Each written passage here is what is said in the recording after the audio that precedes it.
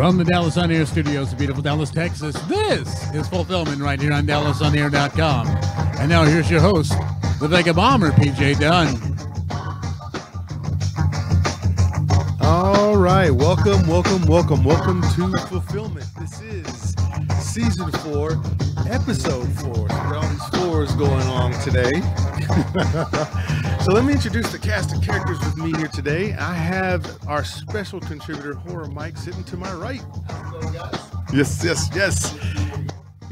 we're glad to have you back every time, because we know when Mike shows up, that means the conversation level is going to go up, because this guy knows a lot about pop culture.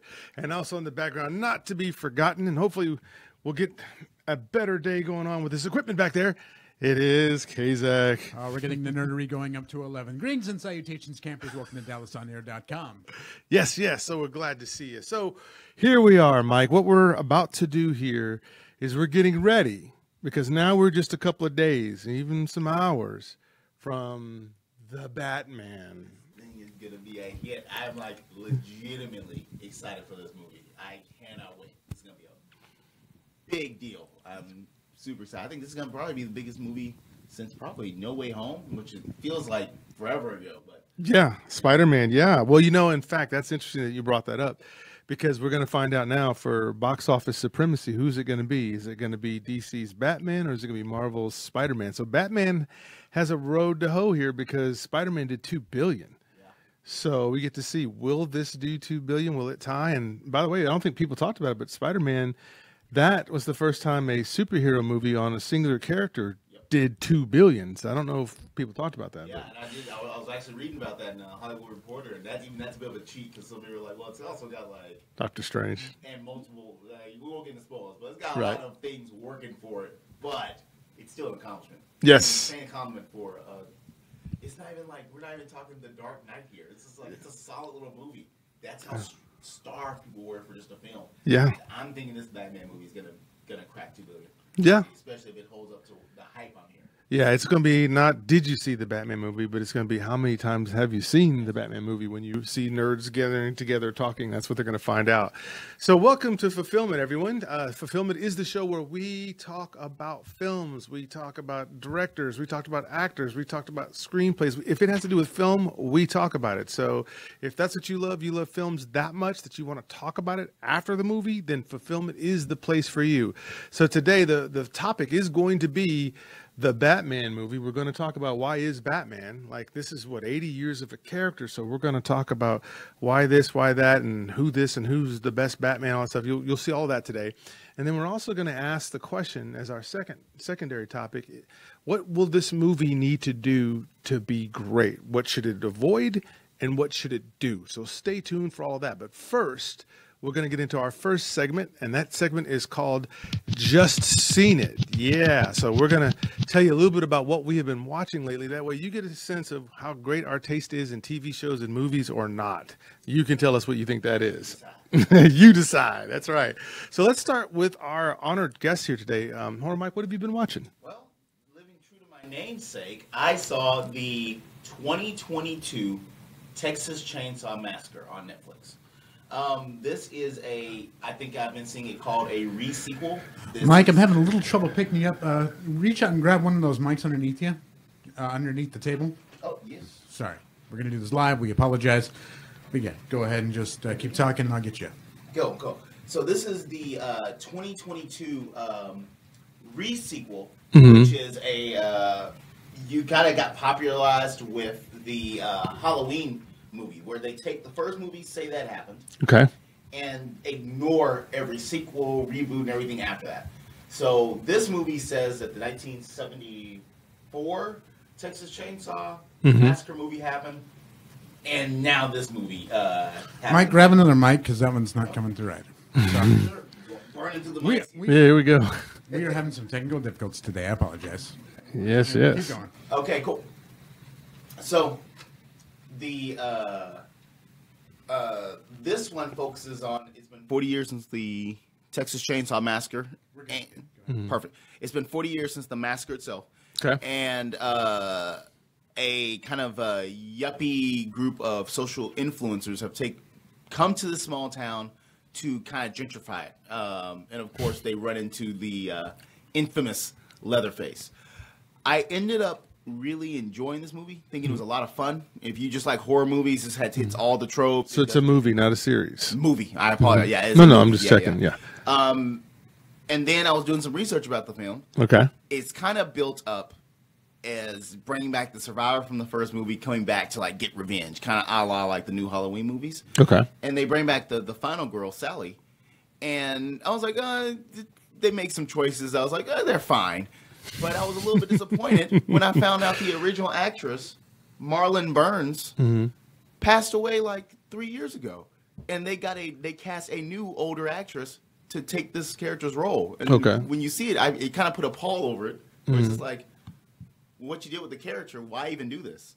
It kind of sucked the fun I had out of the movie. Okay. Out of the movie, just because of character choices. Like character choices can be important, and this is a definition of that. Overall, if you like horror movies, I think it's a fun watch. Okay. I've seen some trash and isn't even close. Yeah. But they make some decisions that. I can believe that. Okay, Zach, what have you been watching? All right. So last night I went to a showing that a friend of mine did, kind of in a theater, kind of like as a benefit / networking thing. I went to go see my favorite movie of all time. Oh. What? And that is Clue.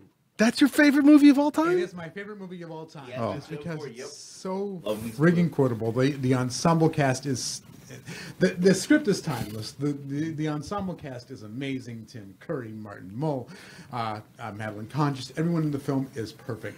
It's a murder mystery. It's a comedy. It's slapstick. It kind of hits on every level. And it's still just a really, really perfect film. And getting to watch it with people who love the film as much as I do, and screaming the lines along, and having costume contests and things like that. When film is an interactive experience, it's a whole lot more fun. I mean, it's really what's been missing, in the pandemic is that communal sense of watching a movie. Yeah. So getting to do that in a theater with fanatics like you, finding your crowd. Yep. And seeing that movie that you really, really enjoy, and knowing it and enjoying it with people as much as you do, it's a really good experience. It's something that we're missing. Wow. And just as a society. And like I said, fan favorites and things like that, you really kind of got to go back and not only watch your favorite films, but also with other people who dig your vibe. Yep. It's a Okay. big deal, man. Yeah, I like that. And of course, the downside of that is when it's a Star Wars movie and everybody's saying a lot of talking and then you miss the next line. But no, that sounds like a good situation there. In fact, I remember going to see the Monty Python's The Holy Grail at Alamo, and they gave us these fake coconuts so that we could bang them together when that famous scene that's comes. awesome. And that was an awesome moment. That's awesome. Yeah, Alamo's great for that because, again, it's a theater run by people who love movies. It's Yes. not necessarily people for looking to make money. They're looking to enjoy Yep. the film-going experience, and Yes. that's a really, really important thing when you go into a theater is that Yeah. you enjoy your experience. Yeah, I think that's key. Well, what I did was I watched a new series that was on Amazon. It was season 1, which they just approved it for season 2, and that is Reacher. So they don't call it Jack Reacher; they just call it Reacher, just his last name. And so this was fantastic. Everybody knows about the 2 movies that Tom Cruise did. The first one was great. The second one sucked and isn't worth mentioning. Yep. But here, you've got the right deal here. So this Reacher series is based off the first book that Lee Child wrote, which was called Killing Floor. And so now he gets to have 8 episodes where he can explain this book and have this. But the first time when they tried to do Reacher, the problem was you had like 5'7" Tom Cruise, when this character is 6'5" and 250 pounds. That's the way he's written, and it's key to him, like the way Black Panther's skin tone is key to who he is as a character. And so with this, we finally get somebody who plays the role right. Now, Alan Rickson is the guy that plays. He's 6'2" and 230 in real life. You know him from being in Smallville. He played Aquaman. He was actually one of the Teenage Mutant Ninja Turtles. Yep. This sort of thing. So here's a guy that I think, like the way John Wick, Keanu Reeves, I think what you have here is a guy that this is going to be his character. I wouldn't say he's as charismatic as the way Tom Cruise is, and he's not the star in that sense, but this is perfect. So here again, We have Reacher. This is awesome. It's a quick story about this military guy who just got released. He's smart. He's great. He's huge. And Lee Child said that I wrote him this way because he said, you never see a character who's so big that he just shows up and he's imposing. Like the confidence you have to have, whether you're walking down the street or going into a room, you never worry about things that other people have to worry about. Yeah. So he loved the infinite confidence somebody would have. So how do you play that? Well, Alan Ritchson has to do this well. And so he has to play a smart guy as well as a military guy, as well as a guy who just can't stand to see people get punked. And if people are hurting people, he's the dude that will stop it. He ain't the dude that's going to call 911 and wait for the cops to get there. No, Reacher will stop it. So when you watch this, you'll see there's 8 episodes. Once again, loved it. Once again, just seeing this, it reminded me of Walking Tall. And you just want to see that guy who just is fed up with the system. And then if you're messing up and you're beating your girlfriend or doing something crazy, he doesn't have no qualms with stepping in and ending it right then and there. Mm-hmm. So what you get to now see in this series is you get to see, as he's in this town of Margrave, there's some corrupt politicians, corruptness going all around in this small town. Because it's a small town, you can get away with it. Mm-hmm. But then Reacher's there. And now they have to account for him and all the stuff that they're doing. So action. You're going to get at least 8 or 9 great fights. He beats up everybody, right? And that's what you want to see. You want to see those people who deserve to get it, but you want it to be Reacher because Reacher ain't gonna lose that fight. Yep. So fantastic. You've heard about this, right? Yeah, I'm a big fan of the like we said, the first movie. I really enjoyed. I did too, and I was happy that fans of the book series were happy of his casting. So I'm definitely looking forward to taking some time to read that. Yeah. To watch that. Sorry. Yeah. Well, it won't. Obviously, the only negatives before we move on to the next piece. The only negative I have is that there's some parts that they try to translate over, and it's like it just doesn't quite sit well. There's some things that are just too on the nose in terms of some of the lines. The rest of the lines are great, and what you have to get used to with Reacher is that he's stoic. Yep. So sometimes you don't know if he's joking or not, but it's because he's so stoic. So once you get used to his style of humor, which he does have a sense of humor, being smart and all, then you can say, okay, I get how he's saying that now. But there's some parts that were a little too on the nose in terms of dialogue, I thought, but I think Lee can fix that by the time they get to season 2. Yeah, just build up those characters. That's all I was actually just talking about another show. It's just like there are some shows where you're like, okay, I see you're building your cast, you're building the cast repertoire, and then by the time you get to the second season, they just hit the ground running, taking on bigger threats, stuff like that. So I'm looking forward to that one. Matter of fact, it reminded me a lot quickly of the show Justified. If you remember that with Timothy Olyphant. Yeah. Kind of the similar kind of swagger. Just they built up those characters, and then by the second season, it just snowballed. Great series.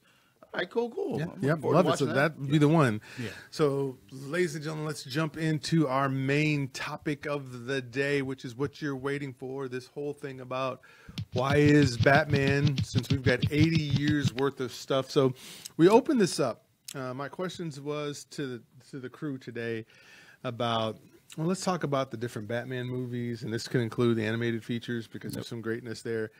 There's so many actors that have played Batman at this stage of the game. That tells you something right there about the staying power of a character. If you can have that many different actors play him, and people will accept it to some degree. We have a new one for this next movie. So when it comes to Batman, I'll start with you, Horror Mike. Why Batman? Why should he be the one that gets all of this props and translates so well to the big screen? I think it's twofold. A lot of people see the realistic aspect that he is just a man. The best stories do lean in on the fact that he is a man in what is essentially a very high-tech suit, but where he doesn't quite, where he separates himself from Iron Man, who has a lot of advantages with, and Batman has advantages with money. Mm-hmm. That suit gives him a lot of power. Batman is about hard work and preservation, getting through it. Mm-hmm.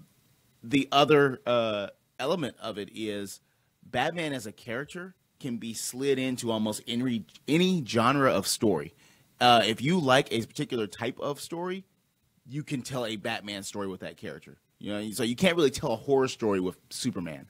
You can with Batman. You can tell a suspense, a mystery. I don't know. Zack Snyder's Justice League is pretty fun. Right? The unintentional horror movie. Just saying. But that's what I think are the two core elements of why that character has such staying power over the years. I think people love seeing a person, a human, overcome great difficulty and or kind of use what they have to succeed. like John McClane in Die Hard, or they love seeing their character they're familiar with in genres they enjoy. Like I said, if you are familiar with Batman, there's probably a story in a genre that you like. That's true. Hey, Kazak, what do you think, bro? Why is Batman? Well, why is Batman? Because at its core, and it always has been at the core, is that it's a detective story. It's a hard-boiled detective story everywhere. No matter how big or how small the villain gets, it's always a detective story. You always want him to get to the core of the mystery, whether you know who's responsible or not. You always want him to get there. The other thing is that you have an ordinary man but he's also like the world's greatest detective. So you have the smartest guy in the room versus a cavalcade, a rogues gallery, literally the rogues gallery of villains against him. So you always want him to get to that victory. No matter how charismatic the villain is, whether it be the Joker, the Riddler, the Penguin, Catwoman, Kim Basinger, you really want him to get that win. Yes. And to see him to go along with him on that struggle, to kind of be on that path to win that fight, solve that mystery. It's a big deal, and that's why, like I said, it's been a compelling storyline for just so many years since Kane created him in 1941, 42, something like that. Yeah, Bob 40. Kane and Bill Finger. Yep. 40. Yeah. So again, like I said, it's always that communal story of people love a good mystery, and that's what it is. Yeah, I cannot disagree with that at all. I love it. I think the piece that I love about Batman is the collaboration, right? Because he could just be a villain, just a vigilante all on his own, doing stuff, dropping out, like a Jack Reacher perhaps, but he doesn't. Him and Commissioner Gordon have a great relationship, and he's actually there because he's like trying to help the cops, but he can do things that cops can't do because he's not a cop. Yeah. So I love the fact that they combine to take on some of the worst of the worst, and I would say that the other part to it too is that he has great villains. Yeah. Batman has great, compelling villains, and there are other superheroes who have great villains as well. But I think Batman's are especially perfect, and I think when we get to see Matt Reeves' version of Riddler, I think they'll even pronounce that even further. I can't wait to see it. Oh yeah, I'm already in love with his interpretation of kind of three of his rogue gallery, Catwoman kind of, and I cannot wait to see where they go with this, man. Yeah, I'm excited. Well, with that, let's talk about our favorite movies, Batman movies, and you can take it from movies, animated features, to even the TV series if you like. And I'll start with you, Horror Mike. What's one of your favorite Batman movies? Cool. Now, a big element of one of my favorite moments you touched on is the villains. So you'll see in my list, they all have great villains in these movies, kind of great people to test the Batman. And the first one I have is 1992's Batman Returns. So Interesting. this holds a soft spot in my heart. I think this might have been the first movie I ever saw in a theater. I was very young. Okay. And one, I love the style. This is a Tim Burton movie. This is where all of his tropes that he gets lambasted for now kind of got started. But you've got Michael Keaton, Michelle Pfeiffer, Danny DeVito, lesser extent Christopher Walken. A lot of them are kind of hamming it up, but this movie has such style. It kind of really gave us a visual representation for Batman for almost 10 years. If not a little bit longer. We really didn't get a big change to this character stylistically wise until, I would argue, Batman Begins. And that's another reason why this one's up there. It's so great seeing these really over the top, the insanity of Gotham versus a man dressed as a bat. That's one of the things I always do love movies. When you take a step back, we're all watching a story about a man dressed as a bat. And the compellingness of that character is it's still interesting and still goes forward. But that would be my number 3. Would be Batman Returns. You want me to go through my whole list? That's kind of interesting. No, we'll take one and we'll popcorn style it. So how about you, Kazak? All right, so I'm going to go with my number 3. Okay. And my number 3 is going to kind of segue into Mike's the other ones on Mike's list, and that is Batman the Animated Series. You taking the tone from the 1989 film, you really get, for the first time, I think, one of the most accurate portrayals of Batman. You Yep. get that Kevin Conroy, beautiful. That's the dulcet-toned voice. Mm-hmm. And then you get all these great other people coming in. You get to see Mark Hamill's Joker. You get to see Tara Strong's Harley Quinn, a great character created specifically from this animated series who expands into her own universe, coming into it because you have the freedom of what animation can do. Yep. You also get, like I said, you get to go through the whole Rogues Gallery because you get to actually see Clayface come through. Yep. You get to see the Penguin. You get to see. Mr. Freeze. Yeah, Mr. Freeze. One of my Two-Face. favorite, yeah. A fantastic interpretation of it. Just everything down the line on this series, it's good. Almost every episode is really rich, really well drawn. The tones, the shadows, the voicing, everything in the series throughout its whole run was just solid. Yeah. All the way down. And like I said, it's still, giving Kevin Conroy work. It's still giving, Mark Hamill work. It's still, like I said, kind of it turned kids animation on its ear because you got to give dark tones, but there was without being able to show certain things because you couldn't show blood, you couldn't show someone really getting shot. There were a lot of big things that they couldn't do, but with the series, it really kind of shows you what Batman could be on screen, and having the capability to do it with animation lets you go as far as you want. Paul Dini and Bruce Timm really kind of knocking it out of the park with this creation, this iteration of Batman. It's just classic, and for our generation, it's really kind of like a guide point for us, because if we were watching cartoons at the time, it was a must see every day. Yeah, no, that's good.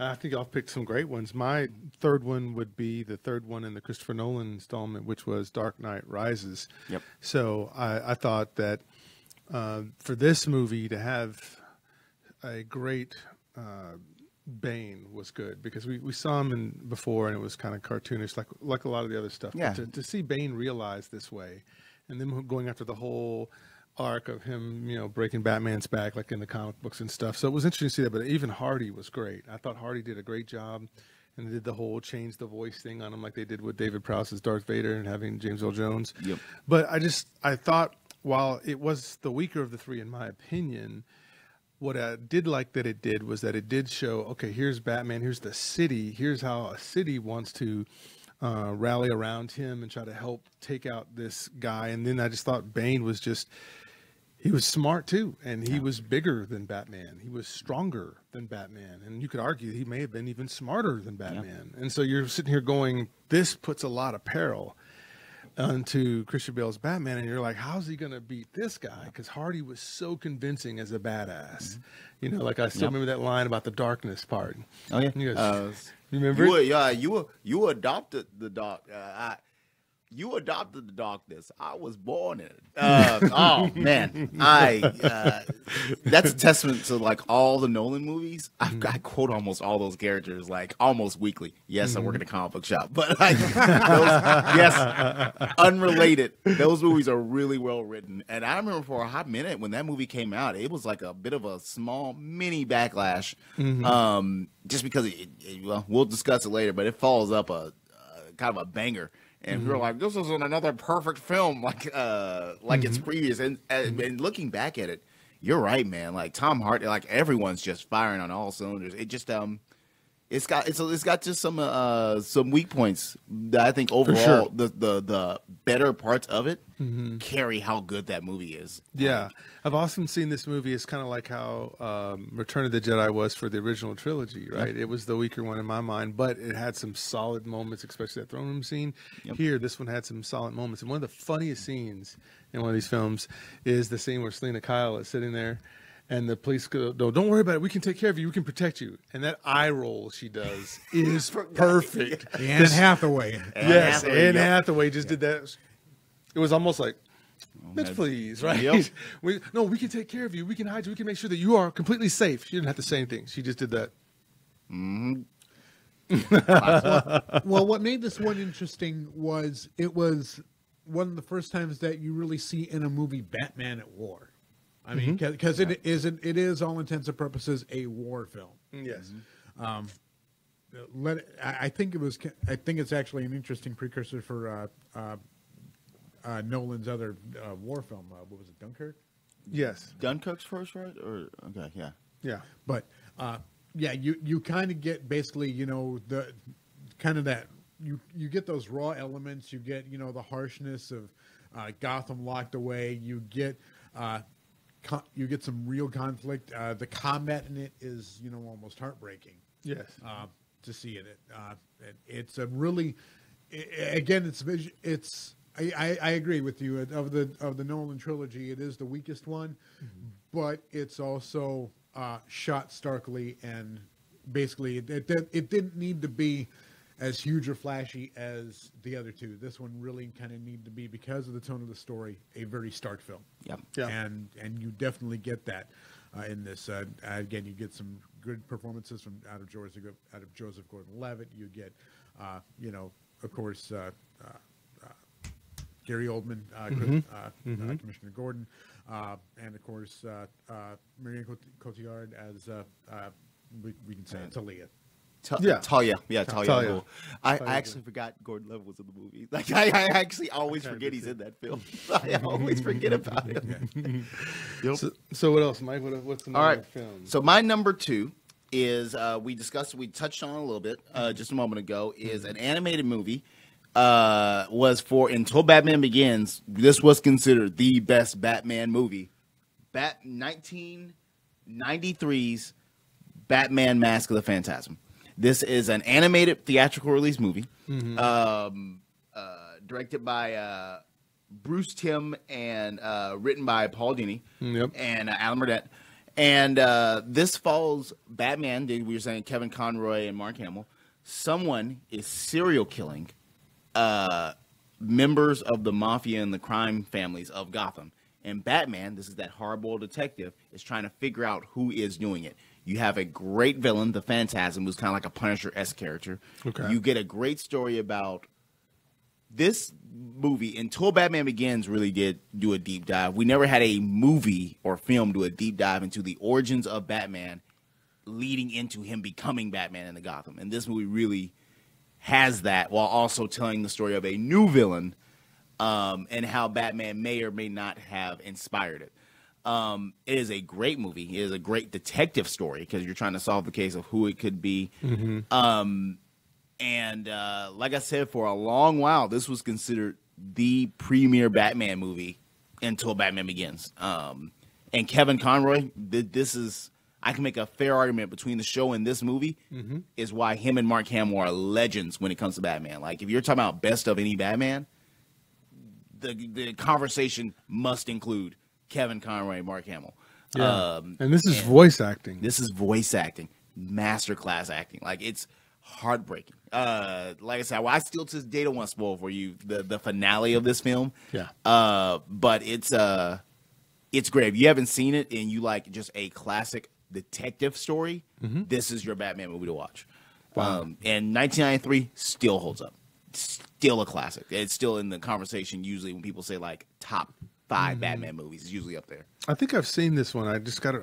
It's crazy because there was a time where I watched all of these just back to back to back. The Red Hood, all these other things, right? Just back to back to back. Batman, Superman, Public Enemies. Yep. All that, the Justice League thing, whatever.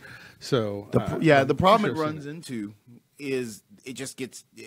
It's kind of a solid base for much better Batman films, which I know our list going forward. There are movies that, as much as I love this one, they're just better films that use this as kind of a springboard. Like, oh, that's how you can tell an emotional Batman story. Now I understand it. Now I'll use this template to tell an even better story, which is how it should work in Hollywood. And yet, well, here we are. Yeah. Batman: Mask of the Phantasm. Well, and that's the virtue of having animation, is that you actually had comic book guys doing a comic book film. And it really is, and it very much is a comic book film. It proves that comic books could stand up on a big screen. It was a big deal when it came out, and it, like I said, the reason why it's still in the conversation is because it's a good cartoon. It is a good cartoon, and it's a cartoon that stands up on a big screen with the animated characters. Yeah, no, I think that's fair. Yeah. Yeah, if super you haven't fair. seen it in a while, guys, rewatch it. Yeah. It's good. It's It's good. going to be on my rewatch list just because, like I said, until Batman comes out, there's really not a lot. Which, by the way, I'm imagining all you out there, audience, this is the time to double down and triple down and quadruple down on all the Batman stuff you have in terms of watchability, just to get you ready for this movie. Even though I don't think the movie will need it, it'll be badass on its own, but it's kind of a cool way to get you prepped for it. AK, Zach, what about you, man? What's another one? All right, so y'all are gonna laugh, y'all are gonna hate me, y'all are gonna disagree with me, and that's okay. I am gonna throw it all the other way, all the other direction, and I'm gonna go with Batman '66. Oh, you said Oh, I it was love good. that. That's great. Okay. This- Yeah, you this- said I thought it was gonna be something bad. Okay. I mean, because I mean, because Batman fans will openly mock this film because it's not the it's not the Batman they grew up with. But the fact is that this is the Batman that I grew up with. Yes, me too. Because when I was a kid, I wasn't really reading a whole bunch of the comic books. Yeah. I grew up on the TV series. Yep. And the movie is just fun. Yeah. You get all the villains in there, acting to the hill. Just everyone chewing up the scenery. Cesar Romero, Burgess Meredith, Frank Gorshin, Lee Meriwether as Catwoman, and of course you get the classic Adam West and Burt Ward combination on screen. It's goofy and it's fun and it's campy and it's fun. But that's the thing, is that Batman, in and of itself, has to be fun. Yeah. You really have to enjoy it, and you get you get great lines like sometimes you just can't get rid of a bomb. It's just that wonderful deadpan reading from Adam West. Yes. And you get the funky combat scenes, and you get just the cheesy acting. It's just a good time. Yeah. Going back and seeing this particular story on screen, with all the rogues gallery of the TV characters, it's easy to mock it, and that's fine because it can be mocked. But again, when you grow up on the TV series and when you grow up on the Super Friends cartoons and things like that, it is a friendly, fun Batman. And that's why, like I said, it was a character that I grew up with that I loved because it was a fun show to grow up with. And I want to give you a pro tip. They did a great movie before he passed, Batman '66 versus Two-Face, and they actually got originally they wanted William Shatner to be Two-Face for the show, but obviously I think don't get me lying on this, Star Trek was deep into production, so I think he couldn't have done it. That's an animated movie, and if you like '66, that movie is real. It's a lot of fun. Yeah.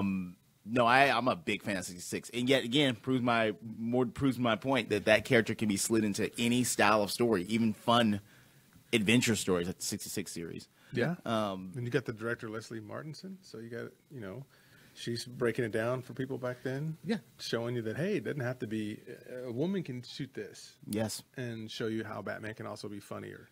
Yeah, and like I said, Batman doesn't necessarily need to be all the way dark as we get later on into it. I mean, it can have the bright colors and things like that. Like I said, we can. I'm sure we're going to get into the Schumacher travesties here in a bit, but again, this was a Batman that you really kind of got to enjoy the bright colors of comics in. Yes. And again, the palette's fun, the humor is fun. It's just still a fun movie. And like I said, if you're a Batman fan, this is one of those that you really kind of need to see to understand the history of it as you saw it on screen. For Yeah, sure. It's just fun. It's just Yeah. fun. Like I Like would Strange challenge. Brew. It's fun. Yeah, I would challenge someone to see those movies and not just have a smile. Like you could tell they're having fun. You're gonna have fun. Yeah, come on. Yeah. And so my second one on the list, I picked, of course, Batman Begins, because when this came out in 2005, this was the Batman we'd been waiting for on the silver screen in my mind. And Christopher Nolan was the guy to do it. Of course, people will say that, it didn't have enough detective work in it and all that stuff. And that's fine. That left room for the one we're going to get now, right? Because they're definitely going to show the detective work in the new the Batman with Robert Pattinson. But this one was great because I love the fact that it had some horror elements in it. Yep. I love that he played that up with Scarecrow and that hallucinogenic that he puts on there. But also, I just love the fact that Batman was vulnerable. Yeah. And to me also was the fact that I thought this was Christian Bale still is my favorite Batman because he is that guy who's dark and brooding. If you've ever seen him in all these other movies, like he was in Shaft, he was in American Psycho. I mean, he plays dark well. So I could see him in that suit, and then of course he is the height and the build and all this stuff, you know. And so to me, with that, I loved it because we got this new Batman, and at the same time he was vulnerable. Like I still can't get out of my mind when he was gassed the very first time by Spark, and he was yelling for Alfred, and he's laying on top of the Batmobile, and you could see the frailty of this guy who you were just rooting for, like go get him, Batman, go get him. And after he was disfigured and he had this real horror look to him riding on that horse. So to me, I love that Nolan brought these other aspects in, and we got a Batman that we could actually believe in, and we had some great turns. To your point, and so fun fact for all of you guys out here, a horror mic fact. I used to have that movie on and repeat at the store I used to manage. So I've probably seen that movie more. Any people should say over 50 plus times. And when you were saying his vulnerability, the first line that came to my head was like, why do we fall down, Bruce? So we can learn to pick ourselves back up. That is a through line that whole movie. Yes. I adore that movie. And I stand by everything in the Nolan Batman universe has the most solid foundation. For sure. Batman Begins. Like, it's such an incredible movie. I mean, you have Ra's al Ghul, you have Liam Neeson. I mean, that movie is just lean. I know it's like there's not an ounce of fat on it. It's just almost pure storytelling. It's such a good movie. I mean, yeah, no, I agree. I think we don't have Batman as we do right now without the comics, animation, everything. Yeah. Batman Begins really was the next step, showing people, oh, this is how it could be done. I gotcha. Yeah, it was good. It was such a good movie. I love it. This is just, again, following that parallel with the original trilogy. In the original trilogy, everybody loves the second one first, and they love the first one second. Yep. And then they have the third one as last, right? And this kind of follows that same thing. The only thing I had with a problem with Batman Begins, being a fight choreography guy or just loving good fight scenes, is that I just thought because his cowl was too stiff, he couldn't turn his neck and do a bunch of things, which they addressed in the next one. Yeah, they make a plot point. Yep. So they had to back up with some of the camera angles, and so some of the punches, the way they were thrown, didn't look very realistic. It looked like it was a bowling ball, and all these pins just fell over the way they shot it. That's my only thing about it. But other than that, what a great reboot after what we had gotten last. And I actually think I've quoted 7 years. And I think I've quoted that movie more than any Batman movie. Where are the drugs going? I don't know. I swear to God. Swear to me. Classic. Yeah. Classic. And the other thing that makes it that I don't think gets enough credit is Cillian Murphy's Scarecrow. Yes. Because when you talk about the horror movie aspect, you finally get, I think for one of the first times, you finally get Scarecrow as a credible character. Yes. And I agreed. mean, you get, that nightmare fuel. Because when Nolan gets scary, Nolan can really turn it on. And that's why he's fantastic. And it's really he's really just kind of one of the best parts of that movie that I don't think gets enough credit. Are those scenes where you have Scarecrow putting him in hallucinations? That's true. Fantastic. That's true. You could just go so long on just Batman Begins alone. For sure. There's so much greatness in it. Well, if you just look at the trilogy as itself, Yeah. there's never a weak villain in any of Christopher Nolan's Batman films. There's not one weak villain. Think about that. Yep. Look at Marvel right now, right? Marvel is sitting here and they're just spitting out movie after movie, and the villains are just so they're so non-memorable at all. They're just weak. But here, all three of the key villains in all three of these movies were wonderfully played, wonderfully acted, and actually had a plan that made sense. I remember to quickly get through it, I'll just say even Ken Watanabe, remember, was the first Ra's al Ghul. Even he was intimidating and scary. Oh man, God. Boy, I know they did behind the scenes. I'm glad they gave that man just like a huge like payday, because he gave them a gift of just like, oh yeah, here's how you can do Batman in the modern era, and here's the template now to go have fun, go run into the field, my children. Such a great film. Love that movie. No, it totally works. Favorites. So let's go to your number one. All right, my Batman number one, film. animated. So as a quick aside is, my favorite aspect of Batman is his more science fiction villains. You tend to not get them because filmmakers tend to like his more realistic villains. One, it's easier to shoot. Two, you get to delve more into the psychology of the villains. But I tend to like your Mr. Freeze is your Clayface. But a question that has plagued everyone is, why doesn't Batman just kill the Joker?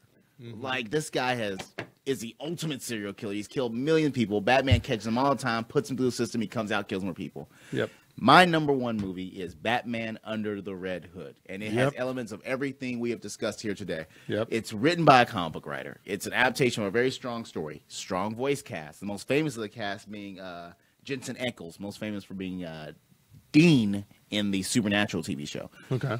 And this looks at a vigilante. I actually don't want to spoil for you too much of it, but a vigilante has come to Gotham who is killing, yet again, crime bosses. However, he has a different plan. You cannot defeat crime in Gotham. Why not control it? But his kind of modus operandi is all the Batman villains, I'm going to kill them and take them off the board to control crime, because Batman's villains are kind of uncontrollable. And what makes this so genius is its core is asking the question, why doesn't Batman just kill at least this villain? Like, if all of his villains, this is the one that is the biggest problem for everyone, why not just do it? And I argue this movie gives a very, very good reason for why Batman has such a strict moral code. Outstanding film. I cannot recommend this movie highly enough to anyone that hasn't seen it. Batman Under the Red Hood. Yeah, I've seen this one. It is good. It's definitely worth it. I like the movies that make you think, and especially when it's an animated feature. Yes. That, most people just think, oh, it's a cartoon, it's going to be like less serious. But you're right. The gravity of this situation, of that philosophical question, well, how many times are you going to do this, Batman? Like, even you have to get tired of this. Yeah. When you have the power to do something, should you do it? Yeah. It's a great movie. It really does. Yeah, I think that's what Man of Steel picked up on, too. It really did, and it obviously dropped that ball pretty hard. But I think that this question alone is like something that an element of what endears people to Batman. It's just his heart. He's very focused. He has a set belief and sticks to it, and deals with the consequences. Yeah, sticks to his conventions. What do you think, Zach? Have you seen it? I have not. This is one I have not seen, and it's one that I need to get on my list. Yes, HBO. It's on HBO Max right now. Cannot recommend heavily enough. This is great. I gotta go for this in Mask of the Phantasm, because again, it's time to catch those. Yes, sir. And this is the perfect week to do it. So, Zach, you're number one. My number one is, of course, the film that made me dig on Batman as an adolescent, and that, of course, is 1989's Tim Burton's Batman. I remember this is so memorable because of the hype machine that was under this thing. Because when this hits, this is me in 6th grade getting excited over Batman again. Because all you see is the Bat Shield, and you go, ooh, this is interesting. And then you get the little teasers, and then you start hearing the names that are attached with it. Michael Keaton, Jack Nicholson. You don't know what's coming. And then when it hits, it turns Batman on its head, because the Batman that I grew up with, the 1989 Smiling Superman Friends Adam West thing, then we get this really dark tone poem.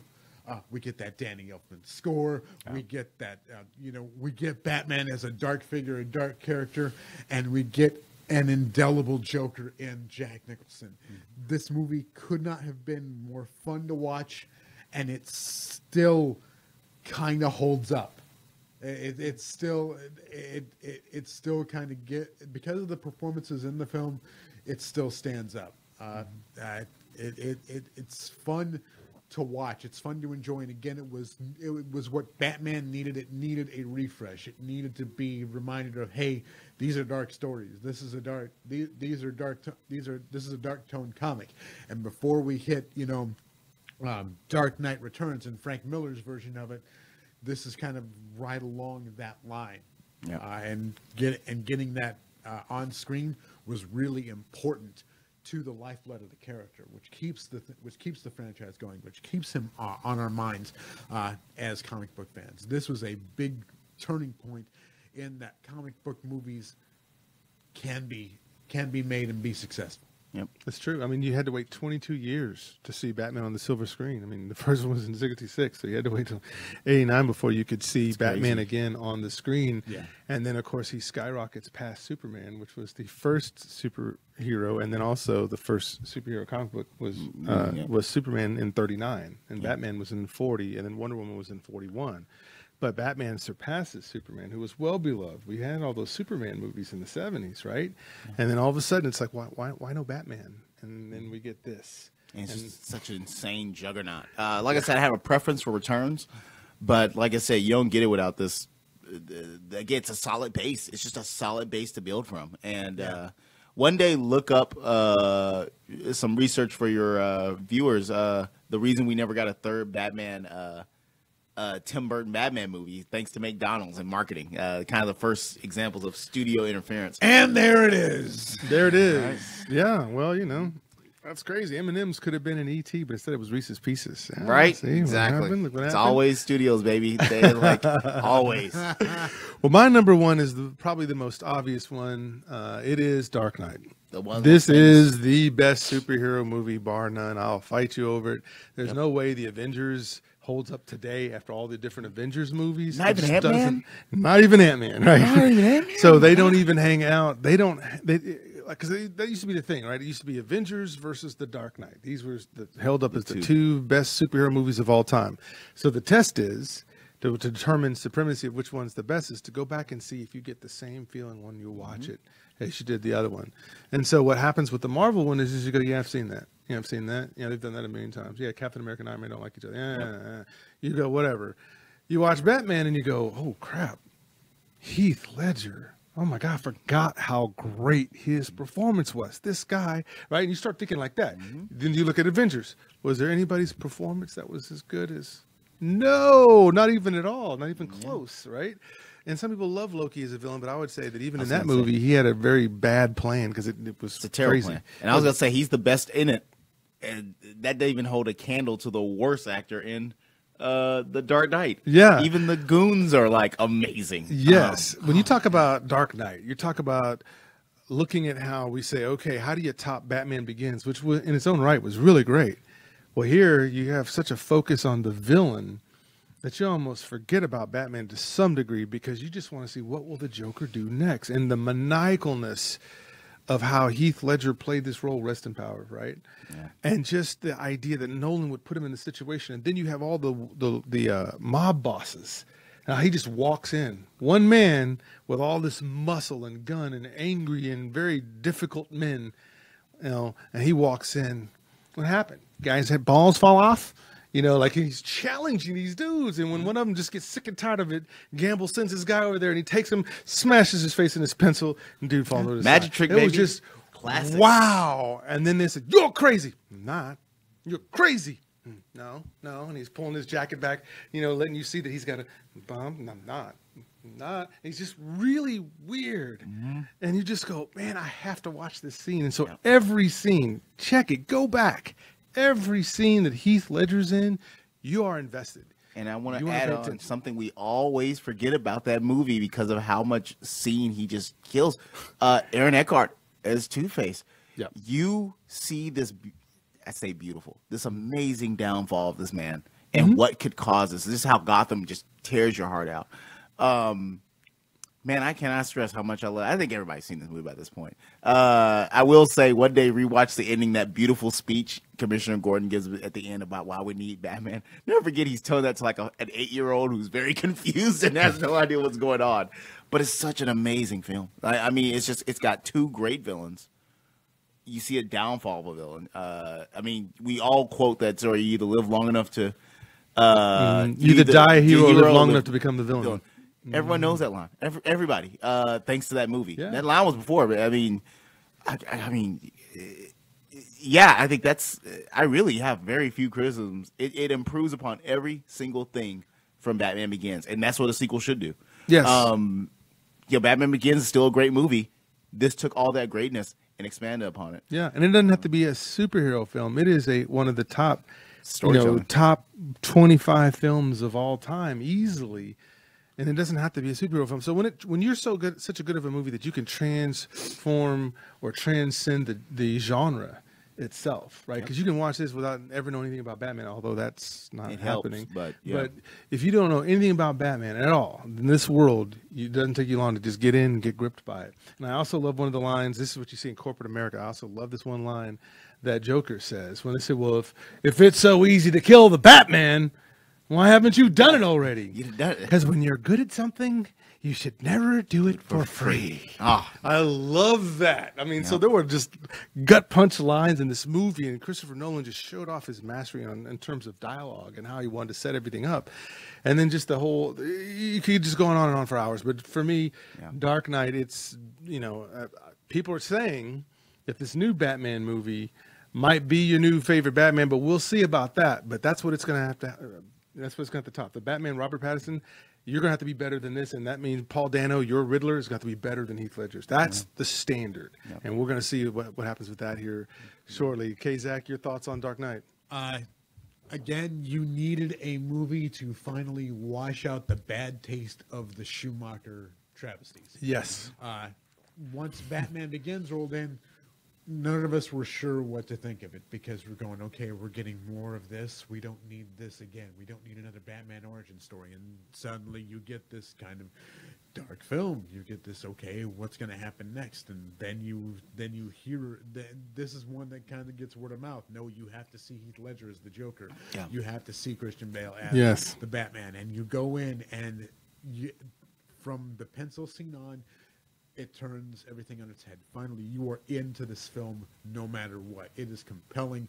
It's Nolan at his best, doing a great detective story.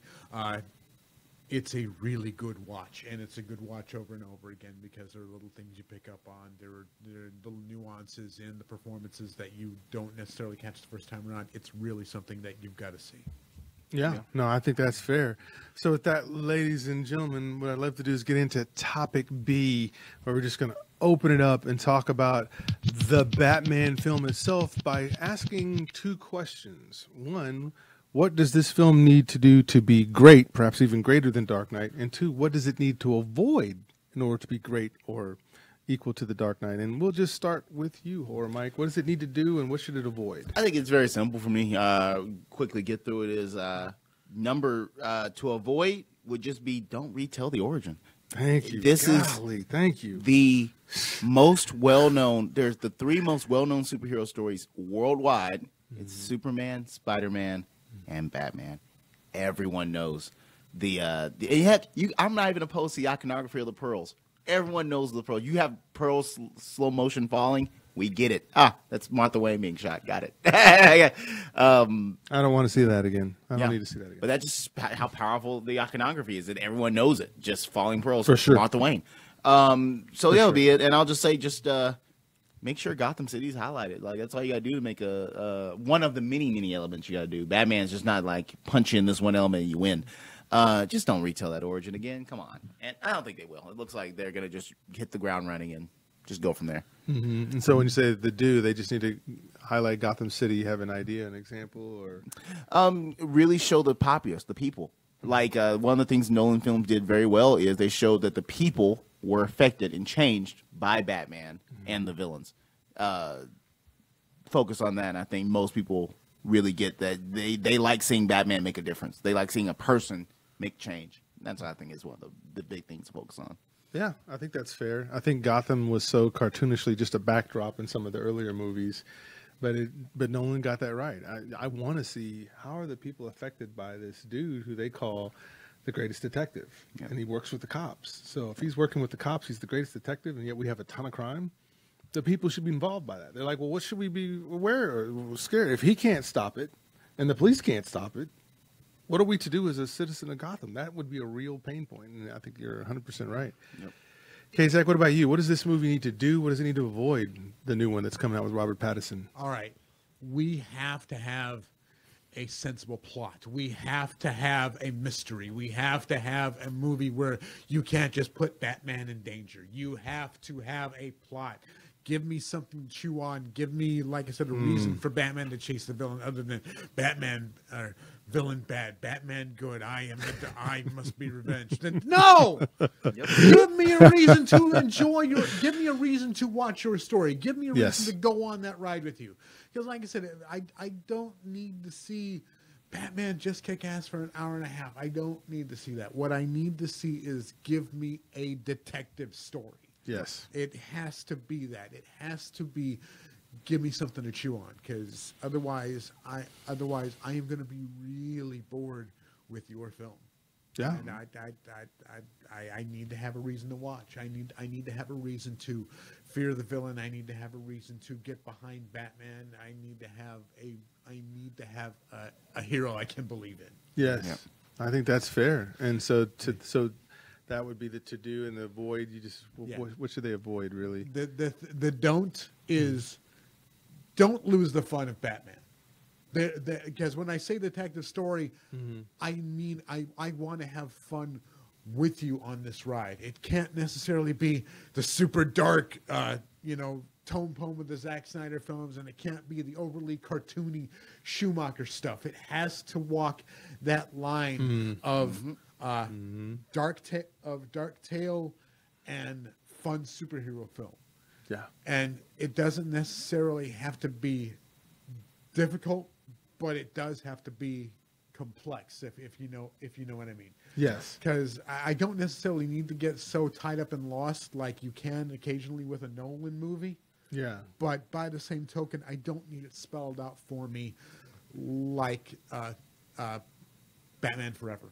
Yeah. Give me good villains, give me good heroes, give me a good story, give me a reason to give you my money and in 2 hours of my time, because I don't want to waste it on a bad Batman film. Yep. Yeah.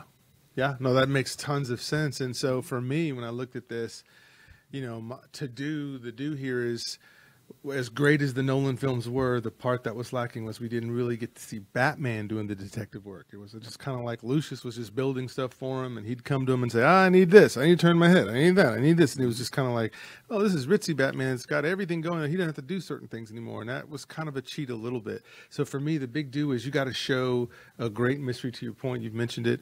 And then to that point, show us his detective skills. Show us where he screws up. And then shows us where he gets it right, and then show us where because this is like the second year. This movie is like supposed to be his second year as Batman. Yeah, year 2. So we need to see some mistakes. We need to see that he's learning from those mistakes, and then where does he eventually go in terms of the detective skills? So I think we definitely need to see that, and then to avoid here. There's nothing worse, and you know this, Mike, and you too, Kazak. There's nothing more than I hate more than a weak-ass villain.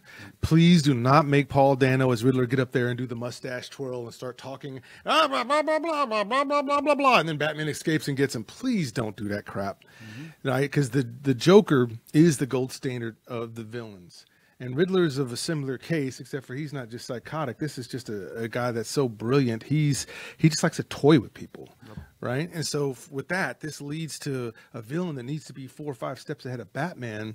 And then how does Batman and his resources, meaning the cops and Commissioner Gordon, and that relationship getting better in his second year, show me how he's actually like, oh, up until this point, it's been pretty easy being Batman, but now I got somebody calling me out, challenging me, and who knows my identity and could put it out there quickly, because he's already figured it out in the first few minutes. Like, that's how smart Riddler is in this movie. What I already understood is that he already knows, so he's just going to toy with Batman about whether he shows or doesn't do this or that, and then he's got other things, like a very serial killer vibe. So what I've heard is with this movie, this is going to be like Seven. So Batman's going to be like the detectives, Morgan Freeman and Pitt. And Paul Dano's playing the Kevin Spacey, if you will, in a way. Yep. So I'm all in for that. Cool.